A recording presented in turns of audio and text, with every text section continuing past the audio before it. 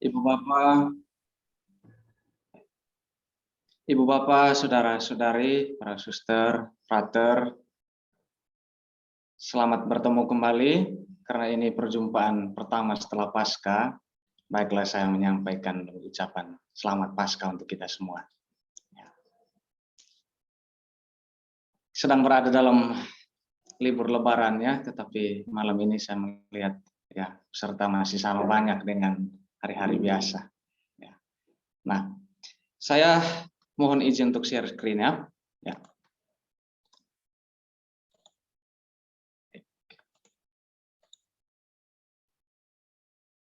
Ya. Semoga kelihatan ya. Oke. Ini temanya. Tadi sudah disinggung sedikit oleh Bu Yulce, MC kita moderator malam ini. We can fix it. Seni memulihkan hubungan yang retak. Ini temanya agak sedikit boleh dibilang ya dikemas dengan rumusan begini. Sebetulnya isinya atau inspirasinya tidak jauh dari kitab suci. Nah, ini. Maka selanjutnya kita lihat ini satu kutipan awal yang mungkin membantu kita untuk bermenung lebih jauh nanti. Dari 2 Korintus bab 5 ayat 18. Allah telah memulihkan hubungan kita dengannya melalui Kristus dan telah memberikan kepada kita pelayanan untuk memulihkan hubungan. Jadi relasi itu relasi kita yang terputus atau boleh bilang yang retak, yang rusak itu dengan Tuhan. Inisiatif pertama untuk memulihkannya datang dari Tuhan. Datang dari Tuhan melalui Kristus, korbannya di atas salib, melalui kebangkitannya. Maka setelah kita pun dipulihkan, kita diberi tugas pelayanan untuk juga memulihkan segala jenis hubungan yang retak. Antar pribadi, antar kelompok, atau pribadi dengan kelompok. Ini supaya nanti lebih terarah, saya mau mengajak kita untuk membawa konteks permenungan ini dalam skala jenis relasi.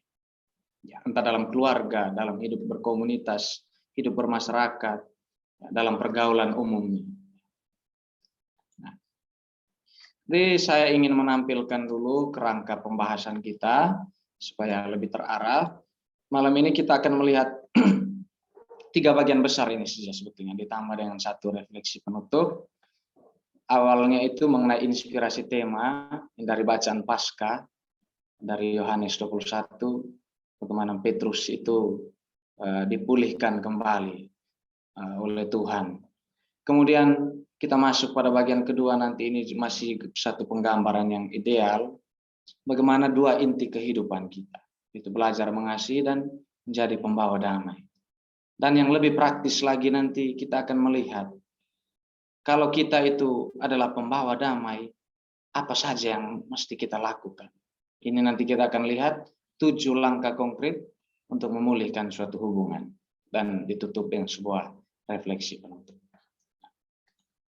Ini alurnya, ya, pokok bahasan kita. Kita lihat yang pertama.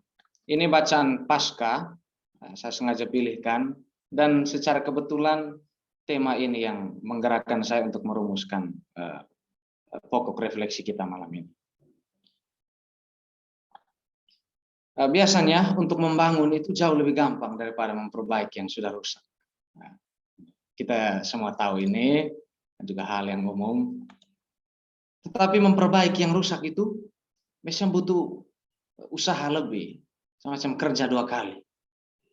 Butuh waktu lebih, juga tenaga yang lebih untuk memulihkannya.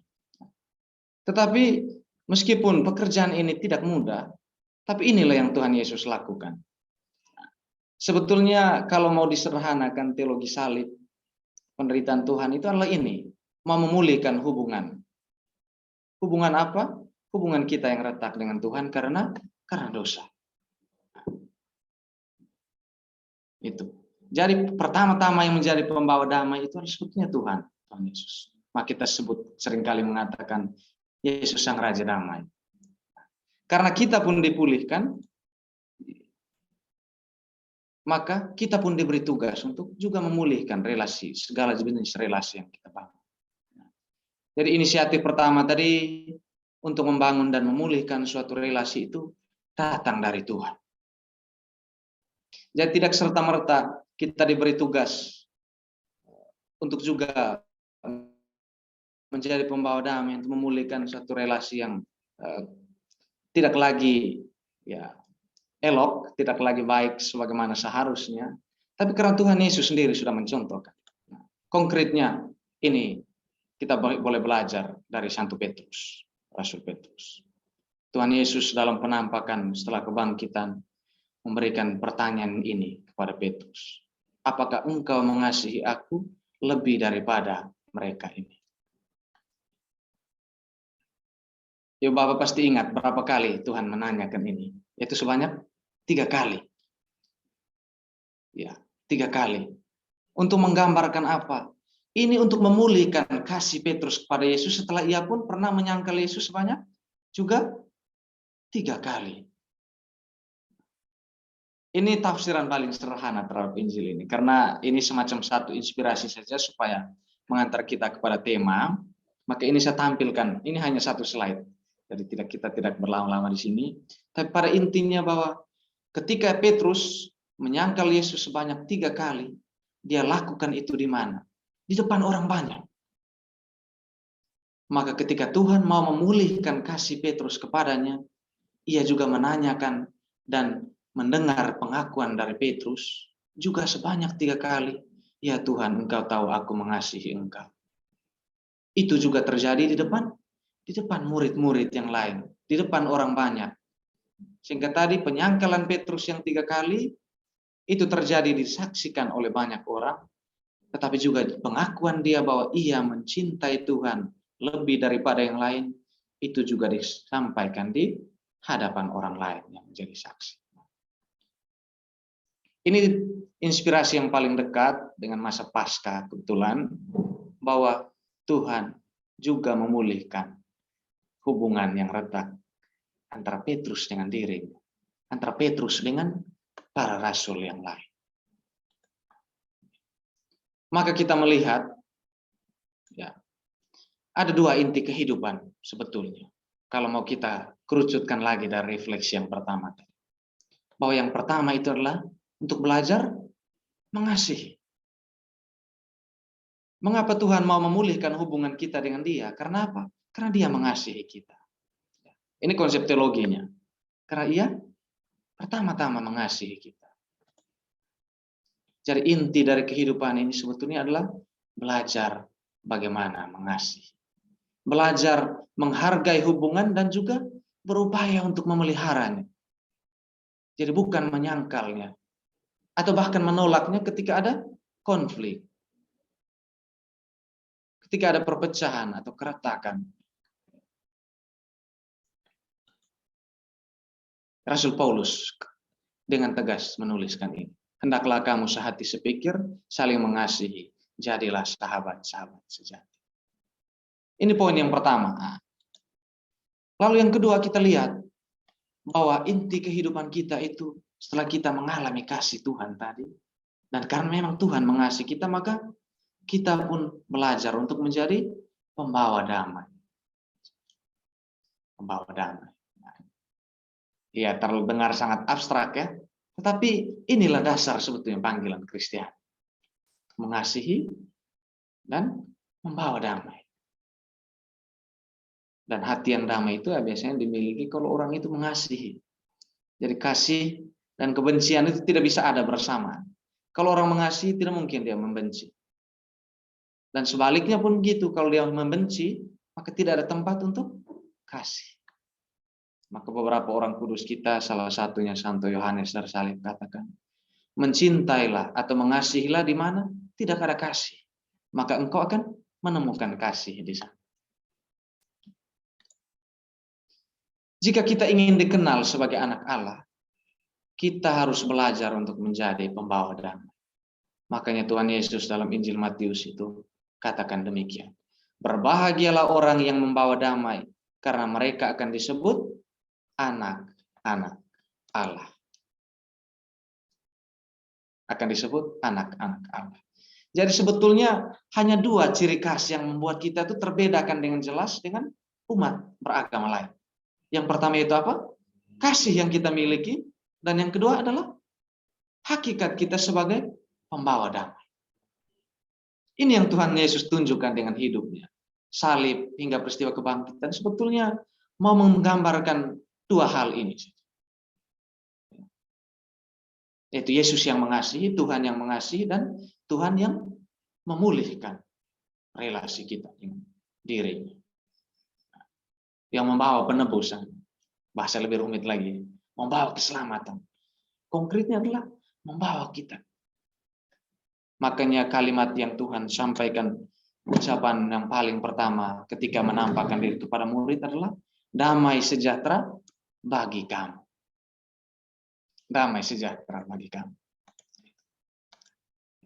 Ini masih penggambaran yang ya ideal, ya. Jadi Tuhan Yesus tidak mengatakan berbahagialah orang yang cinta damai. Karena kita tahu semua orang itu cinta damai.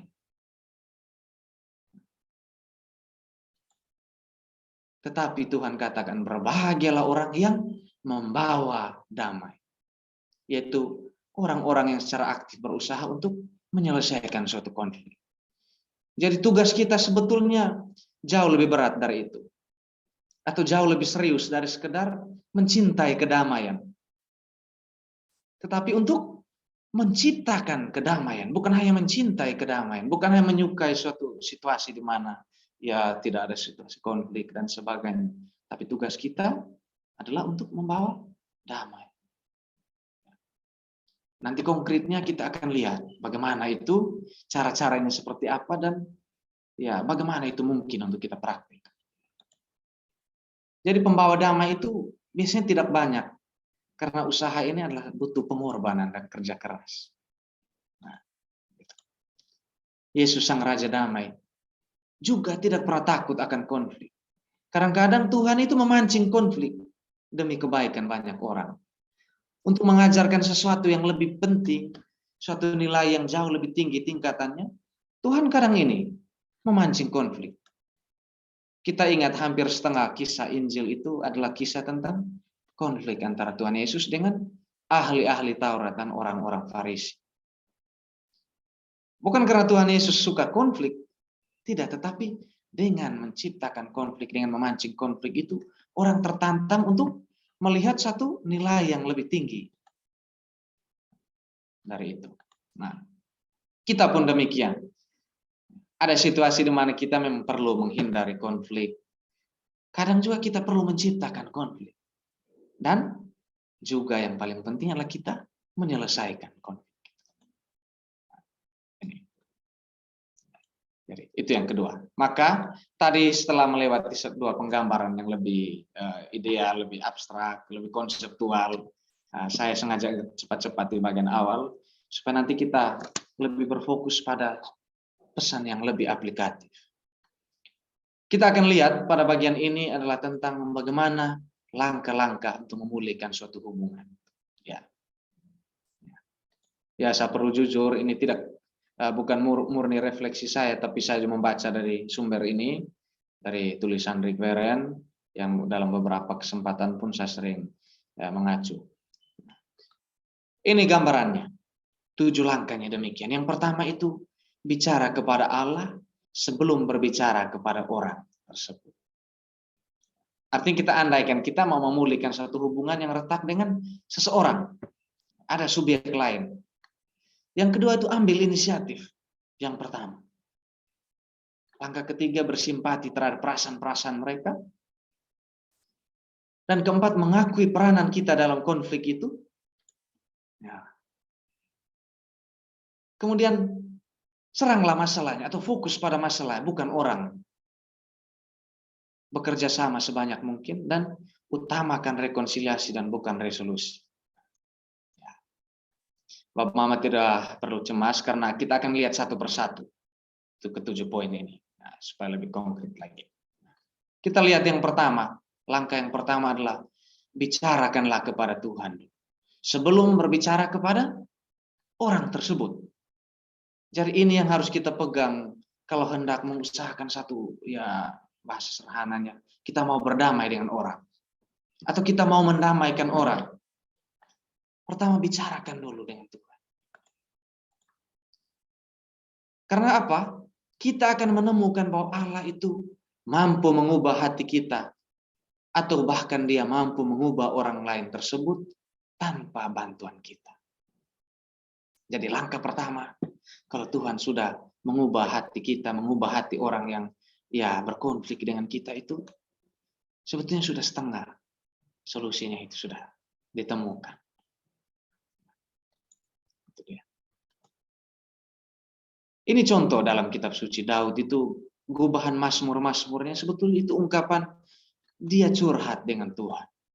Maka kata-katanya itu sangat-sangat manusiawi sekali.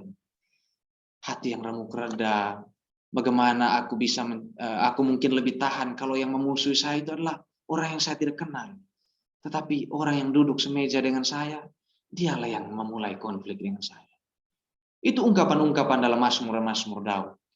Ini mau menggambarkan bahwa kita pun bisa secara terus terang mengatakan kepada Tuhan mengenai keputusasaan kita. Dan kita mesti merasa yakin juga bahwa Tuhan tidak akan terkejut ataupun merasa terganggu dengan ungkapan kemarahan kita, luka hati yang kita miliki, rasa tidak aman yang kita rasa, ataupun perasaan-perasaan lain. Perasaan kecewa. Wah, kok dia tuh jadinya begini, dulu padahal baik.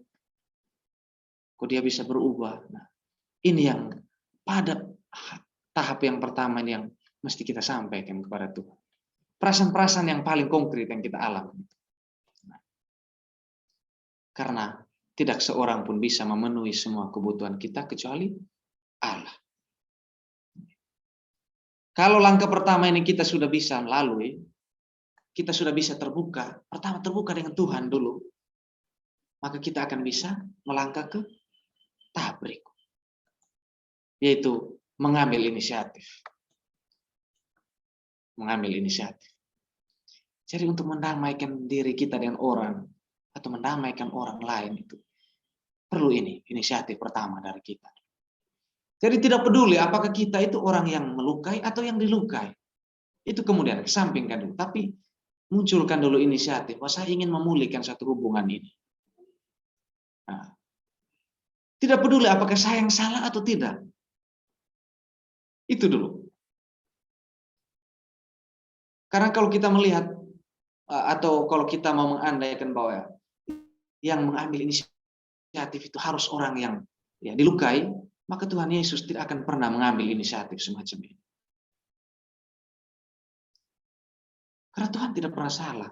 Jadi Dia mau mendamaikan hubungan kita dengan dirinya justru karena kesalahan-kesalahan kita. Ini tuntutan kemuridan yang ya jauh, seperti saya katakan tadi, tuntutan yang tidak mudah. Inisiatif yang pertama itu, bahkan kalau kita pun adalah orang yang dilukai. Jadi Allah ingin agar kita mengambil langkah pertama. Jangan tunggu pihak sebelah. Karena mungkin kita masih menyimpan beban itu, tapi sebelah itu ya tidak lagi ingat. Tidak lagi.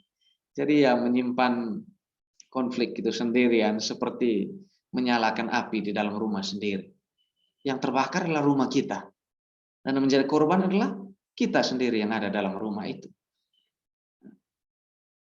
Sementara orang yang melukai kita tinggal di rumah yang lain. Apinya kita nyalakan dalam rumah kita. Ini satu penggambaran yang baik. Ini satu perikop yang sangat-sangat populer. Karena ini dalam tiap kali perayaan Ekaristi itu biasanya direnungkan di bagian awal misa. Dari Matius bab 5. Nah, kalau mungkin bisa Ibu Prati bisa unmute, bisa bantu membacakan ayat ini ya. Ya.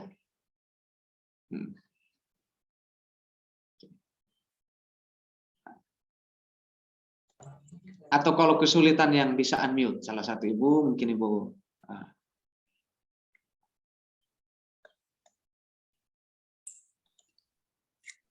Atau Bapak Kusnen, rupanya hanya co-host memang yang bisa unmute dirinya.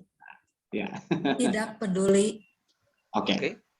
Ya, tidak silakan. peduli apakah kita yang melukai atau yang dilukai. Allah ingin agar kita mengambil langkah pertama, jangan menunggu pihak lainnya. Jika engkau mempersembahkan persembahanmu di atas mezbah dan engkau teringat akan sesuatu yang ada dalam hati saudaramu terhadap engkau, tinggalkanlah persembahanmu di depan mezbah itu dan pergilah berdamai dahulu dengan saudaramu. Lalu kembali untuk mempersembahkan persembahanmu itu. Matius 5 ayat 23-24. Terima kasih Bu Odelia. Sama-sama, Pastor. Ini mau mengatakan itu sebut. Bahkan Tuhan mau kita selesaikan dulu urusan kita dengan sesama, baru datang berurusan dengan Tuhan.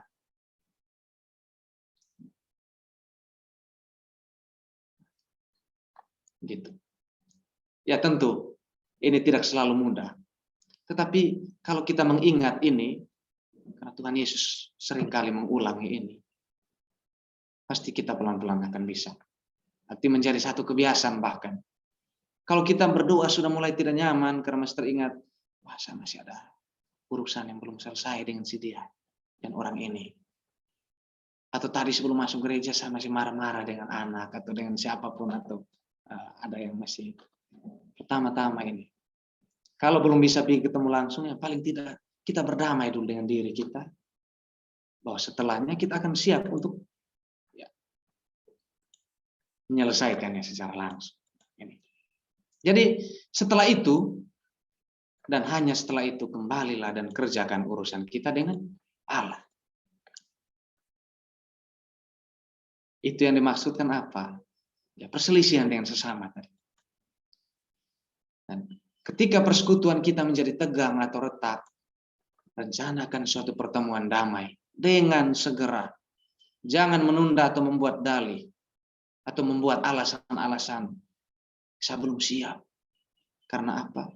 Karena penundaan itu biasanya hanya memperdalam rasa dendam dan membuat segalanya lebih buruk.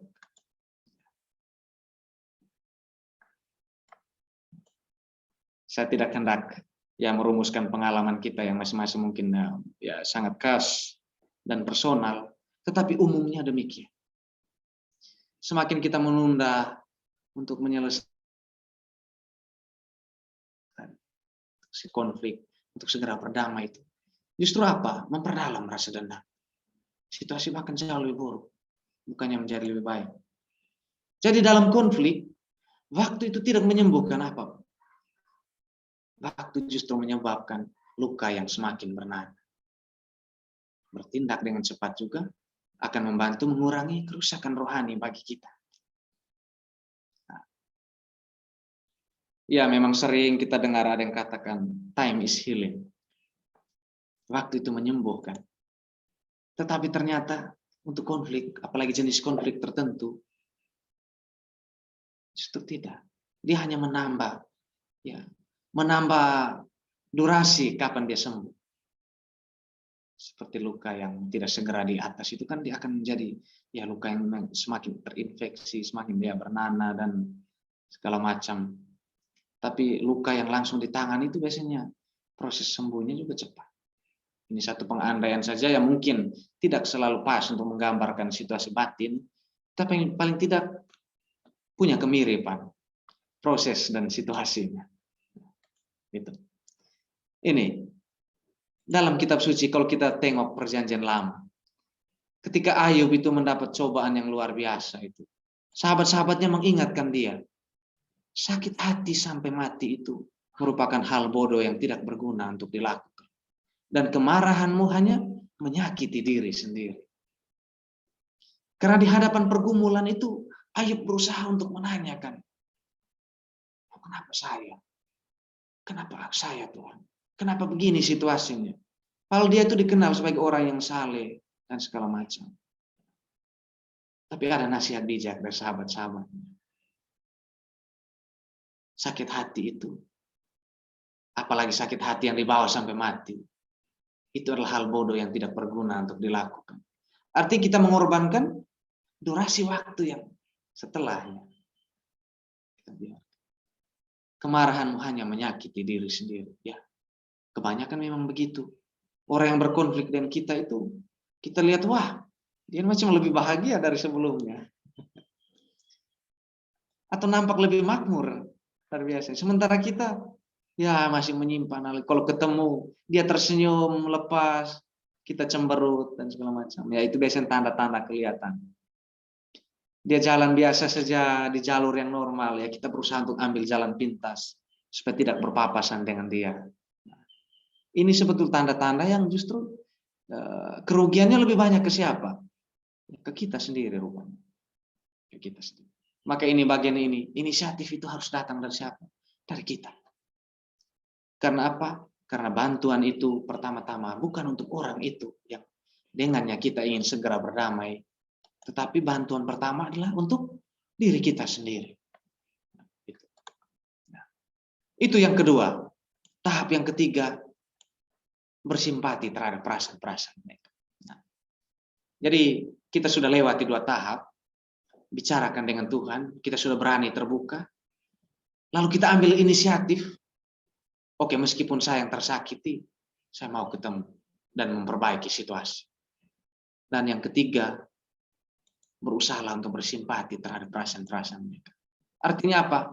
Gunakan telinga kita itu lebih banyak dari mulut kita. Beri dia kesempatan untuk, ya kita dengarkan dulu perasaan-perasaannya. Apa yang menjadi, ya mungkin apa yang menjadi hal yang membebani dia sampai tercipta situasi yang kurang mengenakan tadi. Ini pun yang dinasihatkan Rasul Paulus. Janganlah tiap-tiap orang hanya memperhatikan kepentingannya sendiri, tetapi juga kepentingan orang lain. Ya, nasihat yang baik, tapi prakteknya sekali lagi tidak selalu mudah. Tapi ini yang mau kita usahakan. Karena tidak mudah, maka kita mau belajar untuk menjadi pembawa damai. Pusatkan perhatian pada perasaan-perasaan mereka, dan bukan pada fakta atau bukan pada persoalan. Ini yang dimaksud dengan bersimpati terhadap perasaan tadi.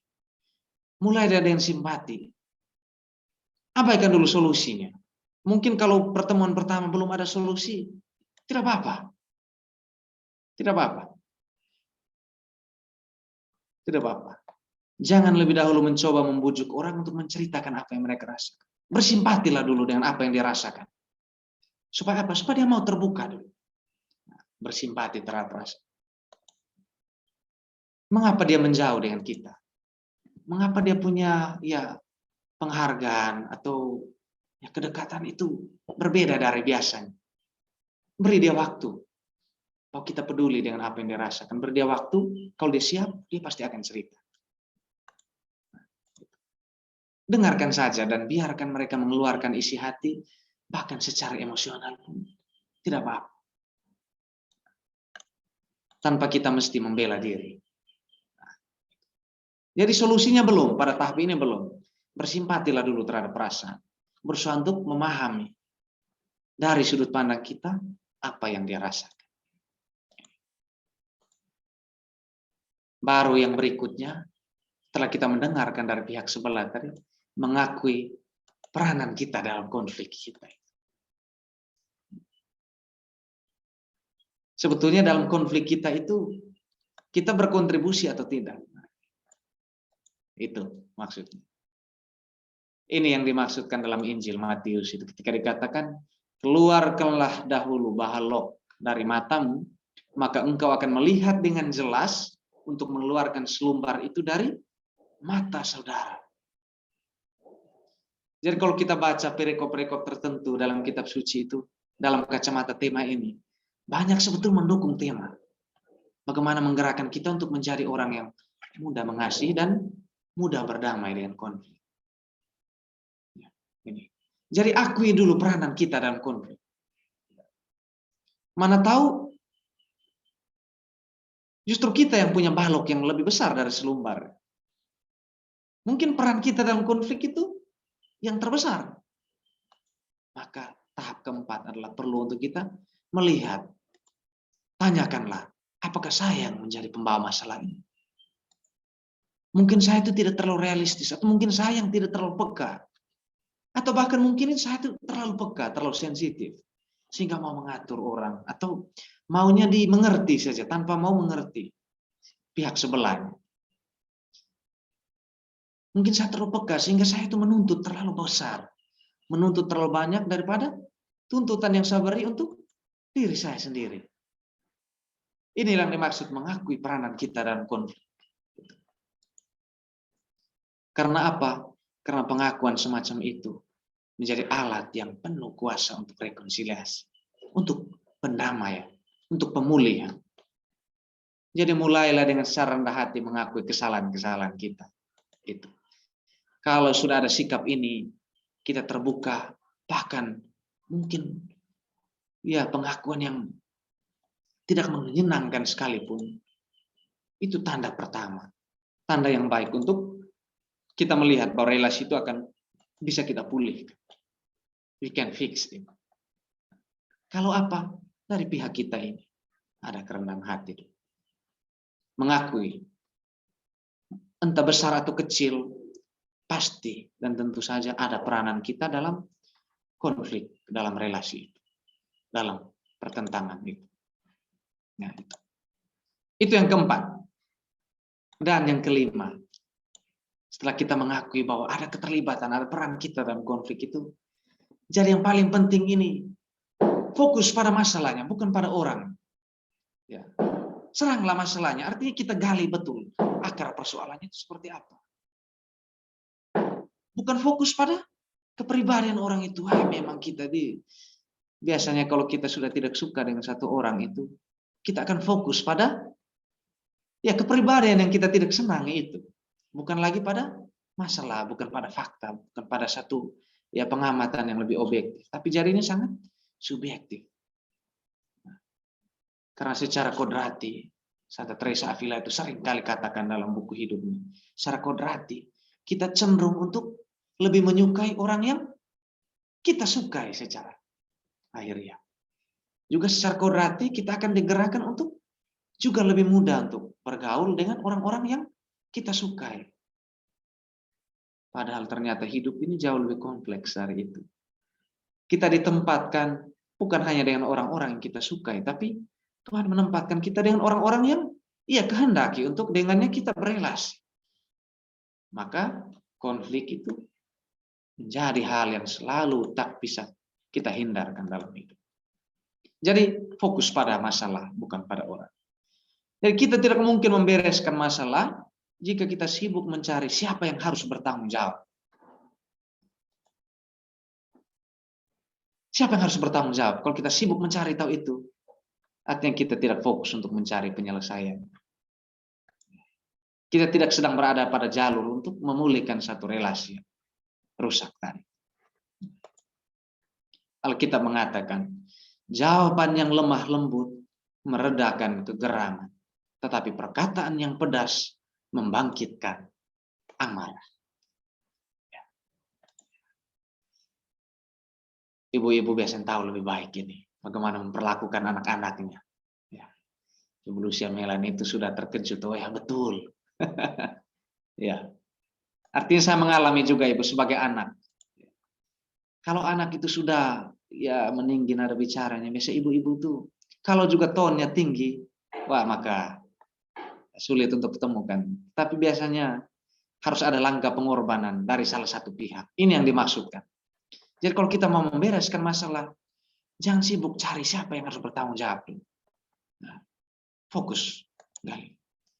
Jadi ketika kita memecahkan konflik, cara kita berbicara sama pentingnya dengan apa yang kita katakan. Ya, maksudnya sepenting apapun hal yang ingin kita sampaikan, kalau caranya itu tidak lembut, maknanya tidak akan sampai. Jadi ketika kita memecahkan konflik, cara kita berbicara, cara kita menyampaikannya, itu sama pentingnya dengan apa yang ingin kita katakan. Ya. Itulah mengapa biasanya nasihat yang paling baik itu, nasihat yang paling didengarkan itulah nasihat yang dibungkus dengan cara-cara yang juga baik dan lembut. Ya. kadang cara itu bahkan lebih menentukan daripada isi. Ya, Bapak mau menyadari betul era sekarang tuh itu. Metode cara itu kadang itu daya pikat pertama dulu supaya isinya itu bisa didengar, bisa disampaikan, bisa diterima. Caranya bagaimana dulu. Nah, sama halnya dalam kita ya memulihkan satu relasi, memecahkan konflik, cara itu juga menentukan. Jadi jika kita mengatakannya dengan cara menyerang, apa yang kita katakan itu akan diterima dengan pembelaan diri. Saya kira ini sangat konkret. Kalau kita mulai menyerang, ya orang akan bertahan. Bahkan bertahan dengan cara menyerang balik. Ya, kalau bapak-bapak yang ya, suka bola itu biasanya tahu, ini salah satu metode yang diterapkan dalam sepak bola karena begitu. Bertahan dengan menyerang balik. Kadang dalam situasi-situasi dalam relasi kita pun begitu. Jadi jika kita menyatakannya dengan cara menyerang, berusaha untuk menuntut bahwa kan kamu yang harus bertanggung jawab, kamu yang jelas-jelas salah. Ya orang sebelah, apalagi terhadap laki-laki, ya ini psikologi sedikit. Psikologi. Jadi laki-laki itu biar dia tahu dia salah, tapi kalau dia makin disalahkan, dia akan sulit mengakui. Dia membela dirinya dulu. Maka cara kadang itu ya menentukan juga untuk supaya isinya itu bisa tersampaikan dengan baik atau paling tidak diterima dan didengar dengan baik. Ini langkah yang kelima, Ibu Bapak. Yang keenam kita lihat bekerja sama dengan sebanyak mungkin atau bekerja sama sesering mungkin. Apa maksudnya kerjasama? Inspirasinya dari sini Rasul Paulus katakan, sedapat-dapatnya kalau hal itu bergantung padamu, hiduplah dalam perdamaian dengan semua orang. Dengan semua orang, bukan hanya dengan orang-orang tertentu yang sedang baik dengan kita. Karena Tuhan katakan, kalau kamu hanya berbuat baik dengan orang yang baik terhadap kamu, apakah upahmu? Tapi berbuat baiklah juga dengan orang-orang yang bahkan membenci kamu. Jadi damai itu memiliki label harga. Ada harganya. Kadang harga damai yang kita usahakan itu juga sebesar dengan kesombongan kita. Juga bisa jadi harganya sama besar dengan keegoisan kita. Maksudnya apa?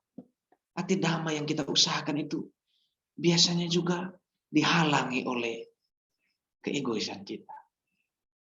Kita menunggu bahwa orang biarkan dia yang lebih dulu mengakui bahwa dia salah kok. Di sana sebetulnya ada kesombongan, ada keegoisan, ada benteng yang sangat tebal untuk diruntuhkan. Jadi harga damai yang ingin kita dapat itu, damai yang ingin kita usahakan itu biasanya selalu sama besarnya dengan ini. Hal yang ada dalam diri kita. Jadi demi persekutuan, berusahalah sekuat mungkin untuk berkompromi, menyesuaikan diri kita dengan orang lain, dan menunjukkan perhatian pada apa yang mereka butuhkan. Ini tadi.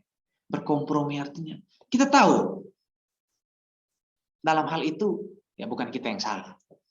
Ataupun kalau kita salah ya peranan kita di langkah keempat tadi mungkin kecil. Tapi berusaha untuk bekerja sama dulu dalam hal ini. Supaya apa? Supaya misi kita memulihkan relasi tadi itu berhasil. Menyesuaikan diri kita dengan orang. Berusaha untuk bersimpati terhadap perasaan-perasaan. Ini maksudnya. Dan poin yang ketujuh, langkah yang ketujuh memulihkan relasi itu adalah utamakan rekonsiliasi, bukan resolusi. Rekonsiliasi. Arti pendamaian itu yang paling utama dulu. Bukan jalan keluarnya. Keadaan damai itu dulu. Jadi memang untuk menuntut bahwa orang itu selalu setuju dengan kita terhadap satu hal itu hal yang tidak mungkin. Perbedaan itu sudah menjadi bagian dari ya instalasi bawaan hidup kita. Itu setelan dasar. Jadi rekonsiliasi kalau kita mengutamakan rekonsiliasi. Karena apa? Dia menekankan pada hubungan. Sementara kalau resolusi itu adalah menekankan pada masalah. Di sini kata kuncinya, bedanya. Mengapa kita harus mengutamakan rekonsiliasi atau pendamaian? Karena yang ditekankan adalah pemulihan hubungan. Sementara resolusi menekankan masalah, konflik. Jadi kalau kita gali-gali terus masalahnya, konfliknya itu, orang itu akan kembali terlukai. Tapi kalau kita mengedepankan, oh yang ingin saya perjuangkan adalah relasi saya dengan dia kembali baik. Atau situasi batin saya itu kembali baik ketika berhadapan dengan dia. Itulah rekonsiliasi. Maka kalau kita kaitkan dengan situasi yang paling aktual sekarang, situasi antara Ukraina dengan Rusia itu. Mengapa itu belum ada jalan keluar? Karena yang dikedepankan adalah hubungan diplomatik dalam dialog-dialog itu adalah resolusi. Bukan rekonsiliasi. Dalam skala yang lebih sempit lagi, yang lebih dekat dengan kita, dalam keadaan kita setiap hari. Ya, dalam 1-2 konflik yang persitegangan yang terjadi dengan siapa saja. Kalau kita mengutamakan hubungan, maka akan terjadi rekonsiliasi. Tapi kalau kita mau mengedepankan, oke, clearkan dulu masalahnya. Ya, mungkin berhasil, tapi butuh waktu yang jauh lebih panjang. Mungkin seumur hidup. Dan ternyata waktu kita pun terbatas. Ya. Kita sudah selesai masa bakti di bumi ini, masalah tadi belum selesai. Tapi kalau kita mengedepankan rekonsiliasi dan bukan masalah, maka pemulihan hubungan yang retak tadi akan menjadi mungkin. Jadi bila kita mengutamakan rekonsiliasi, masalah akan kehilangan maknanya dan seringkali menjadi tidak relevan. Artinya apa? Kalau kita fokus pada hubungan, apapun yang sudah terjadi, sudahlah. Apapun yang sudah lewat, sudahlah. Itu tidak bisa kita perbaiki lagi. Kita bisa kembali ke sana. Kita tidak punya jam waktu, pemutar waktu untuk kembali ke sana. Tapi apa? Ada hal yang masih bisa kita selamatkan, yaitu hubungan. Situasi damai yang kita miliki. Rasa kasih yang ada dalam hati. Kalau kita mengedepankan tadi, mengutamakan rekonsiliasi, bahkan masalah yang tadi itu, walaupun serius, pada saat itu terjadi, pada saat ini kita bisa melihatnya dengan lebih terbuka. Mungkin itu harus terjadi, supaya apa? Supaya saya memiliki satu daya tahan yang lain untuk hidup saat ini. Mungkin dulu itu begitu melukai kita, tapi pada saat ini, itu justru menjadi obat untuk masalah lain yang lebih kecil. Itu menjadi semacam satu vaksin yang meningkatkan imun kita, meningkatkan daya tahan kita terhadap persoalan lain yang muncul. Itulah mengapa ketika satu masalah yang berat berhasil kita lewati, biasanya daya tahan kita itu meningkat terhadap persoalan-persoalan yang sama di kemudian hari. Masalah yang sama mungkin akan kembali terulang, tetapi cara kita untuk keluar dari masalah itu, kita sudah punya bayangan. Sudah punya caranya. Ini sedikit kampanye juga tentang vaksinasi ini. Jadi Bapak Ibu yang belum vaksin, apalagi booster belum, itu usahakan ya. Kalau itu sudah, vaksinasi rohani juga. Supaya apa? Supaya hubungan-hubungan yang retak itu bisa kita usahakan dengan baik. Jadi dengan mengutamakan rekonsiliasi tadi, ini tidak berarti bahwa kita berhenti mencari pemecahan masalah. Tidak. Justru masalah itu nanti bahkan bisa diselubungi, bisa dikafir oleh karena kita mengutamakan itu tadi, pemulihan hubungannya, bukan perbaikan masalahnya. Nah, itulah bedanya biasanya nasihat psikolog dengan romo-romo atau religius dalam gereja. Kita lebih mengedepankan itu dulu daripada masalah. Rekonsiliasi berarti kita melupakan perbedaan pendapat tentang satu masalah itu. Dan bukan melupakan masalah. Itu dia. Pasti banyak perbedaan pendapat ketika kita mau menyelesaikan satu hal. Tapi ketika kita mengedepankan, utamakan rekonsiliasi tadi, kita tidak melupakan masalah sebetulnya. Tetapi melupakan perbedaan pendapat yang justru semakin memperkeruh suasana itu. Ya, itu yang dimasukkan tadi, kesampingkan dulu ya, ego kita, tanggalkan dulu itu. Bersimpatilah dengan perasaan orang yang ingin kita pulihkan hubungan dengannya. Ya, seperti halnya ya analogi yang sering kita dengar. Misalnya kalau paku itu ditancap ke tembok, ketika paku dicabut, ya, paku tidak ada di sana lagi, tapi bekas lukanya masih ada. Seperti halnya persoalan. Ya, kita sudah mengusahakan untuk ya berdamai dengan itu, tetapi tentu masih ada hal yang tidak bisa kita selesaikan. It's okay. Daripada kita ya dihentikan untuk bergerak maju dengan pengalaman-pengalaman itu, mending kita usahakan satu hal yang lain, itu berusaha untuk berdamai dengan pengalaman masa lalu itu supaya kita lebih siap berhadapan dengan situasi yang lebih konkret lagi saat ini. Kurang lebih begitu. Jadi itu 7 langkah konkret bagaimana hal yang secara praktis kita bisa lakukan untuk memulihkan suatu hubungan, suatu relasi. Nah, jadi ke-7 langkah ini kelihatannya sangat sederhana, tetapi tentu tidak mudah. Jadi dibutuhkan banyak usaha untuk memulihkan suatu hubungan. Ini bukan untuk menakut-nakuti kita, juga bukan untuk mau mengatakan bahwa sudah bicara banyak, sudah lebih dari 30 menit, ini seperti tidak akan ada buah, tentu tidak. Karena Nabi Yesaya katakan, firman Tuhan itu tidak akan kembali sebelum menghasilkan buah. Mungkin buahnya tidak saat ini, tetapi paling tidak kita sudah diberi satu bekal.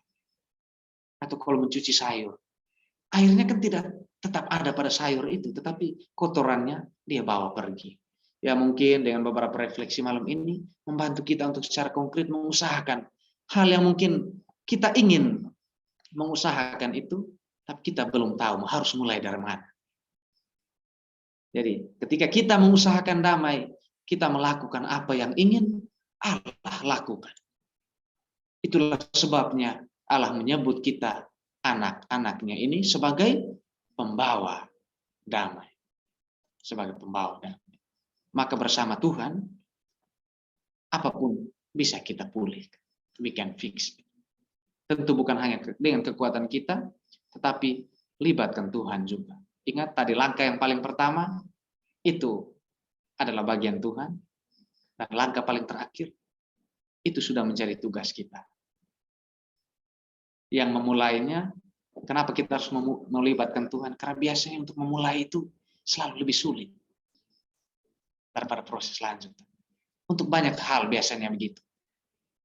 Apalagi untuk membuka satu ya usaha untuk memulihkan satu pertentangan yang mungkin disimpan lama. Tapi yakinlah bahwa bersama Tuhan we can fix it. Seperti biasa, sebagai oleh-oleh sebelum tidur untuk Bapak Ibu, saudara-saudari sekalian, ya catatlah pertanyaan refleksi ini, atau kalau malam ini terlalu lelah, cukup ingat bahwa ada pertanyaan ini besok pagi baru direnungkan, tidak apa-apa. Jadi tanyakanlah kepada diri kita, dengan siapakah saya perlu memulihkan hubungan yang retak saat ini?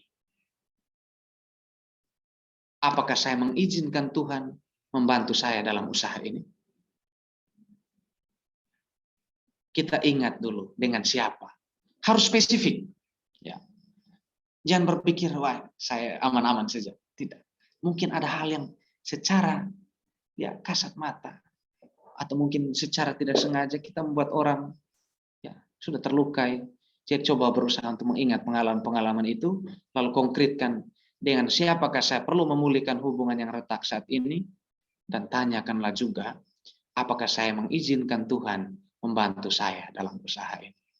Ya, kalau kita sudah ingat relasi mana yang ingin kita perbaiki, maka biarkan Tuhan juga yang membantu kita dalam usaha itu. Itu saja oleh-oleh terakhir yang bisa saya bagikan. Terima kasih untuk kesabaran Ibu Bapak untuk mendengarkan presentasi yang agak panjang. Saya kembalikan ke Ibu Yulce.